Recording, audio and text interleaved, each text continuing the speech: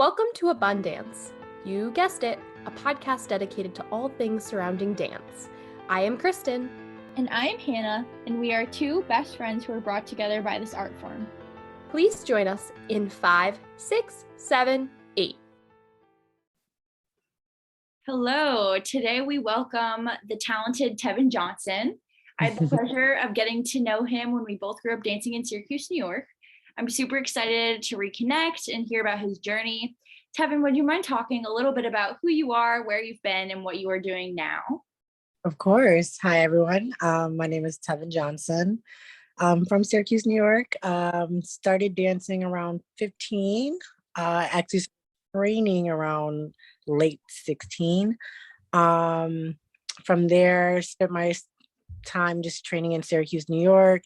And then around my last 2 years of high school, spent at the Abun summer intensives. And then went to college at Montclair State University where I obtained my BFA. From there, I started working at Roxy Contemporary Ballet in South Jersey for 2 seasons, and then eventually moved to the city. Started teaching at City College for a semester. And then ever since then, been kind of doing projects here and there. Awesome. So I know you and Hannah have in common that you both grew up in Syracuse. So what was it like dancing there, and kind of when and why did you decide to pursue dance in college? It's such a complicated question. I have such pros and cons about dancing in Syracuse. Pro would definitely be that I got to really flourish there. I got to really spread my wings and be myself. The other thing would probably be the beginning of my career or training, that I experienced a lot of discourage. Some of it being color of my skin, to the fact it caused me to quit dance for almost a year. And it wasn't until I found a studio where I felt completely myself, I was able to go back into dance and, find myself. But if it wasn't for that, I probably would have stopped dancing. Wow. Well, we're really glad that you found a place in. Yeah, me too. Because everybody deserves a place, and there's always a place for everyone. And so I'm glad that didn't turn you away from what you're doing now, because look at you, you're out there doing it. Yeah, it's crazy how one little, thing can really send someone overboard. Right. Mm-hmm. Yeah, I agree with Kristen. I'm really glad that you're able to kind of get back up, even though it knocked you down for a second. You're able to come back stronger than ever, probably. And now you're continuing to do this professionally. So it's just super, super cool and inspiring. Now, from my understanding, you went to Alvin Ailey for summer programs. Is that right? Correct. So can you tell us a little bit about that too? How did that shape your experience as a dancer? Do you find that you're working with that kind of movement even now in your career? When I first kind of got into the Horton technique, the idea of Alvin Ailey was kind of thrown into my mind. This is where you probably could be, or somewhere you might want to aspire to be. So I started looking at Alvin Ailey that way. It wasn't until the first summer intensive I auditioned for, I believe was my sophomore year of high school. And one of my teachers actually told me not to audition, that I wasn't ready. And so that was actually fuel fire for me. And I was like, what do you mean I'm not ready? I want to go for it. And so I told my mom about it, and we, made a trip for it, went to audition, and surprised enough, I actually got in. And it kind of shook my parents, because they weren't excited for me to be dancing. They thought it was going to be a hobby. My mom was a dancer. And so she already told me from the get-go, as soon as I told her I wanted to dance, there's no money in it. It's not a good career. It's up and down. And I'm just like, well, this is something I'm really passionate about. I don't see myself really doing anything else. And so once I got that kind of acceptance, they kind of looked at it a little differently. I was like, maybe might have something in this. And so we couldn't go my first year auditioning because they weren't expecting me to get in. So we were expecting to pay that money that is really expensive. And so my second year auditioning, I actually got accepted with a full scholarship. So that kind of like relieved my family of that kind of pressure of like, we have to do this for him. And then I kind of got a little bit of help with Carrie Lazarus and the Extraordinary Fund. That's kind of how that picked up, was my whole experience of getting into Alvin Ailey and not being able to go, and how she was able to, help me in that process.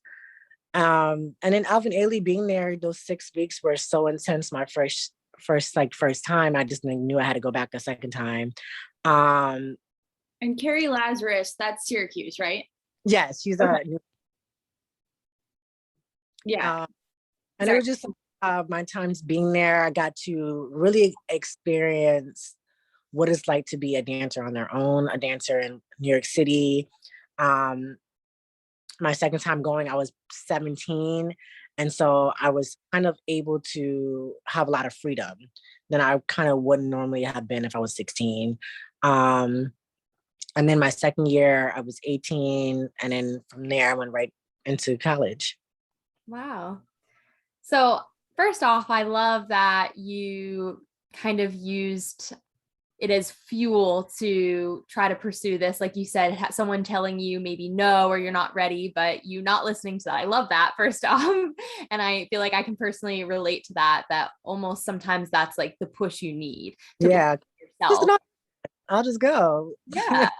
And once again, you did it. And so in terms of how you said your family didn't necessarily initially kind of accept or understand what you were doing over those years, did they come to more of an understanding where you deciding to go to Montclair State University to study dance wasn't so big of a deal? Or was there kind of this like lack of understanding when you're going to spend all this money to pursue something like dance? Very funny. It's actually, my parents didn't want me to go to school. They didn't want me to go to college.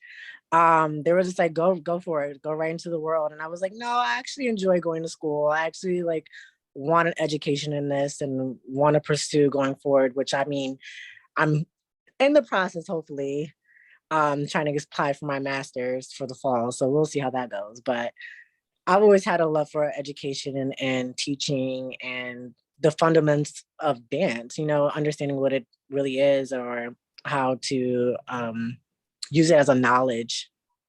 Mm-hmm.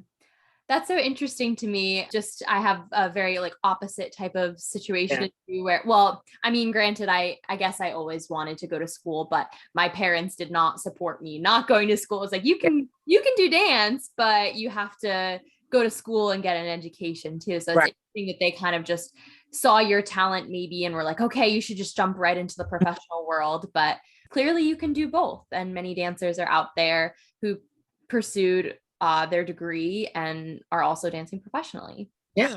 And is that what your mom did, Tevin? She just danced as a young kid and then... Yeah, well, my mom was mainly a hip hop dancer. And she got pregnant with my sister at 16, and she was still trying to become a dancer at that time, going back and forth to New York, opening for a lot of people. But the fact that my dad was like, I'm stuck here with the kid, you need to be home, that kind of pressure put on her. So she kind of dropped her dream. Wow. Okay. And so your parents are still together? Yeah, they're still together. That's amazing. Love that. Cool. So, and going forward, so now we're talking about college a little bit. Can you talk about your experience there at Montclair? And you also majored in sociology as well. Yes? Mm-hmm. So how does that complement the dance? Well, I had a very, very dream one day of using my degree to open a kind of, what's the word I'm looking for? Like kind of an orphanage in a way, to where I could instill dance with children that are kind of in the foster care system, and having that be a tool of, organizing their emotions and the situation that they're in, and how dance could be utilized that way. So that was always, because I mean, it was that way for me. I didn't connect with a lot of people, or didn't connect with a lot of my words until I got into dance, and I was able to express it that way. And then I was like, okay, these are the words I'm looking for, because this is how I feel.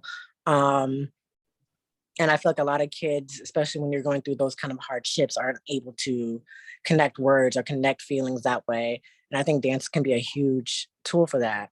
And so I kind of visualize using my degrees as like using that and finding a clowning clinic in a way like that. Mm-hmm. But Wow. unfortunately, I couldn't finish my degree because I was so tired of going to school. I was like, I have to get out of here. I had like one more semester left, and I was just like, I can't. I just got to graduate. I just have to graduate and get out of here. Those 4 years took a lot. Mm-hmm. Yeah, we can understand that. Yeah, being a dance major, in my opinion at least, there's like a lot more involved than many other things you might study in college. Lots of extra hours put in, and it's a lot. Like But going 10 a.m. to 10 p.m. Yeah, and then you have to balance the dancing and the academics and yes. Like I was like, you know what? I have to do like another year. I'm sorry, I can't. I'll probably come back for this, but I can't. It was great. I learned what I learned, and I'll always take that with me. But what an amazing vision, though, that you had of that whole bridging the two, like you said, sociology and dance, and working with kids in orphanage. Like that's such an amazing idea, and I think what I would love to do in grad school is to definitely do administration. So if it was not me clinically doing it, I can definitely hire doctors and assist in that whole process. yeah. And so it's still a dream of mine. It's still something I can hopefully bring into fruition, but it's something that's always been in the back of my head. Yeah, so maybe you can collaborate, right? Like you can use. Yeah, I love that. Super cool. Would you do that in New York? I would probably want to do it in New York. Yes. Okay. Awesome. Yeah. Best of luck with that. Mm-hmm. Thank you. Amazing. And Tevin, all right. So you went to school, then you talked a little bit about this briefly, but you danced for Ballet Guild, right, of Lehigh Valley, and then Roxy Ballet in New Jersey. Mm-hmm. How do those compare and contrast a little bit? So, and which one did you do first? Was the Ballet Guild of Lehigh Valley first, or was it Roxy Ballet? Guild was technically first. I booked their spring show of Midsummer Night Dream where I played Puck. And that's kind of how I got introduced with them, was through one of my professors. She was old friends with the artistic director. And so they needed a guy. And this was right after I graduated. And I guess she sent her my email and we connected that way. And I think I did that spring semester, that spring show, and then I did Nutcracker the following fall for them. And then it was that following spring I went into Roxy Ballet. Nice. Yeah. Audition for Roxy Ballet right after? That was also, it's kind of funny, like talking about the jobs I've booked, because technically I've never really booked a job through an audition. Oh, cool. Technically, I've never really booked a job through an audition. I wish I could say the same. Yeah, it's always been a process. Just like spreads, like, hey, look at them or something like that. I'm like, yeah, sure, I can do it. Or yeah, I got the time availability. Mm-hmm. So, I mean, I wish I could like say those auditions, I went in there and I really twirled and booked them, but unfortunately it hasn't came. It had that moment hasn't came. That's okay. Yeah, I'm just like, well. It's also, I mean, a big part of the dance world is having those connections, right? Networking. So, I mean, we strive to create those and to then create opportunities for ourselves. So there's nothing wrong with that at all. It's not this you and who you are and what you're capable of. I always said I wanted to be the dancer and never had to audition again. Like just wake up one day and someone calls me and I'm just scheduling things. That was always a dream. There you go. I hope it keeps up then. All right. Well, I think this might be a great time to take a short break. Sure. Thank you so much, Tevin. Is it? Here's a word from our sponsor. All right, we are back, and Tevin, we are interested. Have you been doing any freelance work at all since you've been in New York City? I know that that is a very popular thing to be doing in the city, sometimes more so than like full-time contracts. So can you speak on behalf of that? Well, yeah, since the pandemic, everything's been kind of freelanced. Before the pandemic, not so much. I kind of were able to get a lot of contracts and stuff like that. But since the pandemic, everything's been kind of airy as far as like projects. Everything's always been up in the air. So I kind of were able to stick to freelancing in a way, things that were more concrete. Um, so yeah, I've been kind of doing since the pandemic, everything's been pretty much freelance. Awesome. Have these all been like ballet type gigs or all different styles of dance or? Kind of all over the place. I literally yesterday was the video shoot I did, and it was a dance film. I think 3 weeks before that, it was a music video I was doing. Um, I've been doing like small contemporary projects with this company that's in Brooklyn, this project company in Brooklyn. I just started another project company.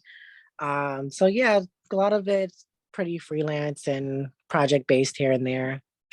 Awesome. Sounds busy too. Do you think you'll ever go back to Alvin Ailey at all? Are you interested in that? Well, that was the thing. I realized being at Ailey, and then I auditioned for Fordham University. I got into the school, but I wasn't able to audition at the time because I decided to audition for So They Can Dance. Um, and they were literally the same weekend, but they didn't have a New York audition. And so the closest one was Chicago. So I decided to go to Chicago, and that was a joke. But I was like, okay, I got into Montclair, and Montclair was kind of my second choice because I was able to double major. And Romeo, he hearing the other dog. So I decided to go to take a semester at Montclair, and then if I was like, oh, if I didn't really like it, I can definitely just audition and transfer.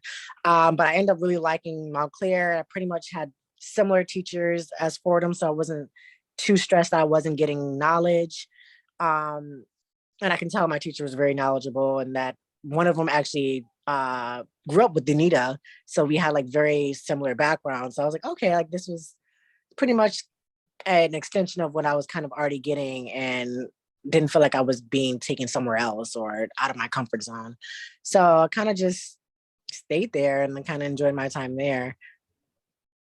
Okay, very cool. And have you taken any important classes or anything since you've been in the city? Yeah, I'm trying to get back into, because now I just like cleared my schedule.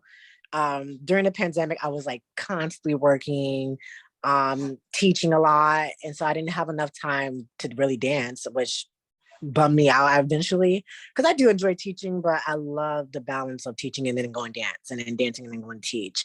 I kind of get annoyed when I'm just constantly teaching and being around so many kids. I'm just like, I need peers of like-minded individuals. Because I honestly feel like I'm learning from my peers as well I'm learning from my students. And so having that contrast is always very important to me. But now that my schedule's kind of cleared up, I get to work like Monday to Wednesday, and then Thursday to Sunday I get to freelance and do all the dancing and stuff I want. So now I'm trying to like figure out what classes I can take during those times, like who is teaching, who's going to really push me, or who's like outside of my comfort zone. So that's why I'm kind of in the process now, is trying to get my class schedule on. That's awesome. That's super cool. And I read too, so you're doing some adjunct work, right? Are you teaching? Where are you Yeah. teaching? Or where were you teaching? Yeah. During the pandemic, I was teaching at City College of Manhattan. I was their adjunct ballet teacher, and kind of just mainly in charge of pre-ballet courses, and I would help also in their musicals, but that was just more of the technical aspect. But yeah, I was mainly teaching there, and then I eventually was subbing in Brooklyn schools here and there. I had a friend who would just like put me on their sub list. So I was kind of doing that. And then one of my friends from college ended up getting his own studio in Jersey. So that's kind of where I teach there on Monday nights. I kind of just teach there in Jersey. And that's mainly where I'm teaching now. It's in Jersey and then sometimes in Brooklyn, in the schools. Very cool. That is a goal of mine to adjunct at some point. So it's awesome Yeah, to hear about. I think that getting that was kind of, I didn't see that coming. One of my ballet professors was like, "Hey, City College need an adjunct, or are you interested?" And I'm like, "Sure." I don't know if I have the qualifications, obviously. So I contacted the guy. He was like, "Sure, we'll have to set up a meeting. You came highly recommended." So we did the meeting. Yeah, it was kind of funny because he was kind of like telling me like, "Oh yeah, you obviously don't have that much experience. You don't have obviously a master's degree and things like this." And I'm just like, "Okay, yeah, I definitely didn't get the job." So he's like, so we can start next week." And I'm like, you sure? You sure? Okay. And he was like, "Yeah, I'll give you a chance." And I was like, "Great." And I had so much fun teaching. Being an adjunct professor, grading papers. It was amazing. I had so much fun. Yeah, Wish that's so great. I That's literally like what I want to be doing. So that's so, yeah, so but they had to cut, so that was during COVID. So that was the annoying part. Oh, that is annoying. But again, it's another opportunity that just kind of got handed to you, right? Yeah, I didn't see it coming. I was like, "Oh, okay." I mean, that can open up possibilities or future doors, right? Because now you have this adjunct experience that now other schools or other colleges might be looking to hire you. That's awesome. Yeah. Oh, look at Romeo. Yes. Your dog is so cute.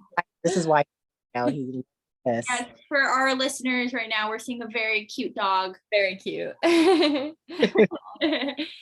So, Tevin, just to kind of conclude things for today, so you've had kind of a wide range of experiences thus far, but what are maybe your long-term goal or what is your long-term goal or goals? Well, I do plan on still auditioning. I would love to join a few companies here and there. One of my big goals is to internationally not be American anymore. I would love to go overseas and spend a few years there and a few companies. Like Netherlands. I love Netherlands and Beshava. Some big things I would love to do over there. And then eventually opening my own clinic, which I talked about earlier, probably at my own pre-professional company. And then I would love to retire with Alvin Ailey. I always see myself retiring there. I just never see myself in my like 20s being at Alvin Ailey. When I see them, I just think of maturity and grace. So I just seem like I can see myself 43 and still dancing there. Aw, that's so great. Well, we hope that maybe we can come see you in a performance years down the road in the city of Alvin Ailey. Yeah, awesome. Yeah, that's amazing. Oh, sorry. I was just go ahead. Amazing goals to have. Yeah. Thank you. It sounds like you're on the right track, just gotta work through it all and you'll get there. Yeah. Right? I mean, I've definitely had some hardships throughout the ways and ups and downs. And I guess the one thing I've really taken out of this idea of being an artist is that it's no perfect path. You could go to the best college and still come out with nothing. You could go to the worst college and still come out with the best. And it's all about how you make it and not putting that pressure on yourself that things have to come out on top or things have to come out a certain way. And once I got that in my head and like all that kind of really let go once I moved into the city, I was able to feel like now I'm on the path where I wanted to be or I'm where I should be. And so now everything's just up to chance. And so let it be up. Right. Well, and I also think like everyone has a different definition of success. And I feel like as dancers though, we had like, at least this is how I was thinking too. It's like, you have to move to New York and be in this super big company in order to be successful, right? As a professional dancer. And that's not necessarily true. Success can look different for everyone, Yeah, like I was successfully in Jersey doing all these gigs and company work, and I could have been really happy. The only thing that was really different was I couldn't see any of my friends, or I felt isolated in like rural New Jersey, and I'd see too much farmland, or I'm driving an hour and a half to work. I just wasn't feeling really fulfilled, you know? So that was only the problem. But, if it was a great company and New Jersey, and I was doing all the great works that I was doing or could do, I would have been really happy. Yeah. But there was more that I wanted to do, or more that I could obtain. And so I just wanted to see if I could. And that's what you did. So Yeah. Cheers to that. Yeah. Well, thank you so much, Tevin, for your time, for your knowledge, for your presence today. We really appreciate it. Such a pleasure. Yeah, and it was so nice to meet you and learn so much about you too. Yes. Thank you. You guys. Thanks for tuning into Abundance. We appreciate your support. We hope to have PK'd your interest. Feel free to contact us at abundancepodcast5678@gmail.com and give us feedback on what you'd like to hear. That is abundance without parentheses. Go dance yourself silly. Bye for now. A special thank you to Richard DiFiore for our lovely podcast tune and Matt Mellish for our cover art.